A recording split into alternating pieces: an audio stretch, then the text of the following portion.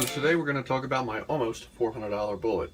Now for $400 you might think you're going to get something like this. This is a Federal Hydroshock. They're actually much cheaper than $400, thankfully. That's my carry ammo and my little 638, which is the gun that the $400 bullet, or almost $400 bullet, was sent through. But we're actually going to talk about that. Now you'll notice two things about this bullet. The front of it is all tore up, chewed up, and the back of it, I don't know how well it will focus, but you'll notice, will it focus? You notice there's a little bit of unburnt powder on the inside of it. So what had happened was, I was at the range, had this box of ammunition with me, which happened to be reloads, but I'd gotten the stuff at a really reasonable price. So I didn't realize this box was reloads. I got a whole bunch of boxes of 38 at a reasonable price. This last one happened to be reloads.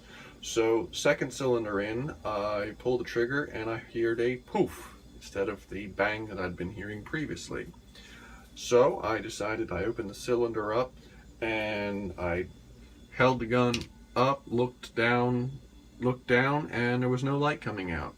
So at that point I flipped the gun up and this was sticking out of the barrel about that much, about a quarter, eighth of an inch, somewhere in there, and had squibbed in the barrel. Thankfully I caught it and I checked the barrel, because if I'd pulled the trigger again and fired another round, it probably would have blown up the gun, possibly injured me. Definitely not been a fun day overall.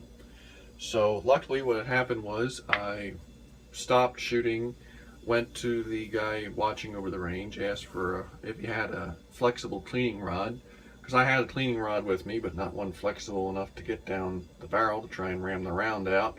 He couldn't ram it out, so the reason why it's all beat up at the front is because the other guy at the range had a pair of pliers and ripped the bullet out of the barrel, thankfully allowing me to continue shooting. Otherwise I would have had to have brought the gun home, squibbed, and ripped it out myself. So that's kind of today's video topic, is always be careful when you're at the range and something doesn't sound right. I've seen too many pictures on the internet of guns that have blown up because a round has squibbed and they pulled the trigger again and kablam. And most of the time when something like that happens, you're going to hear the difference. Like I heard the difference. I heard the audible difference of not a lot of powder going off, and obviously, you know, I'd stopped and checked. So always be mindful, especially when you're firing ammunition where you don't necessarily know how old it is or where it's been. Like if you're buying, I don't want to say the term used ammunition, because obviously used ammunition is fired, but I go to a lot of flea markets and yard sales, and sometimes I suck up ammunition from someone who's not, you know, not a gun store, not a big box store, not online, whatever, not a retailer, at a pretty good price. Like this stuff, I got several boxes of 38 Special at a really good price, and one of them happened to be reloads. The rest of them were not, and I had no issues with them. But definitely be careful with that kind of stuff. Nothing at all wrong with reloads. You know, I'm actually looking to get into reloading, so there's definitely nothing wrong with reloads. But when you're buying them from a source like a flea market or yard sale or something like that, where you don't necessarily know who loaded them, what they're loaded with, be careful with it. You know, maybe don't go full on nuts with it until you know that they're safe. But that's kind of the message for today, is just be careful. Be careful, you know, like I said, if something doesn't sound right, stop and check. It's very easy, especially with like a semi-automatic or something, where if something doesn't sound right and you don't think the bullet exited the barrel, you know, guns nowadays are pretty easy to disassemble and look down the barrel and see if the barrel is clear. Especially if it's semi-automatic, you can just, if you got a cleaning rod with you, you can drop a cleaning rod, once you've unloaded the gun obviously, down the barrel, or any gun for that instance, to check to make sure it's clear.